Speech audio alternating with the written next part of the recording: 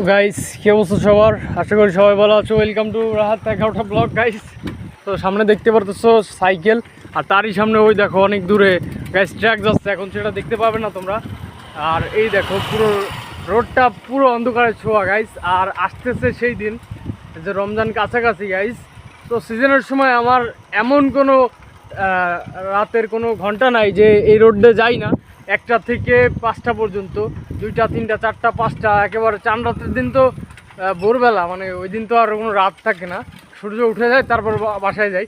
তো এই এক্সপিরিয়েন্সগুলো যদি তোমরা দেখতে চাও লাইভ, তাহলে এমএস রাহাতকে সাবস্ক্রাইব করো ইউটিউব চ্যানেলে। আর ফেসবুক পেজটা ফলো দিয়ে রাখো গাইস। ফেসবুক পেজটা একেবারেই নিউ গাইস, ওটাতে অনেক বেশি সাপোর্টের দরকার তোমাদের, তো বেশি বেশি সাপোর্ট করো গাইস। তো এখন যাচ্ছি বাসার দিকে। আর গাইস লোকেশনটা দেখো গাইস, জাস্ট দেখো এখানে একটা টিনের ঘর করে রাখছে, একটু আলো জ্বালা রাখছে গাইস। এখানে যদি শ্যুট নেওয়া হয় গাইস অসাধারণ লাগবে। আর এই দেখো গাছটা পুরো টাক হয়ে গেছে গাইস।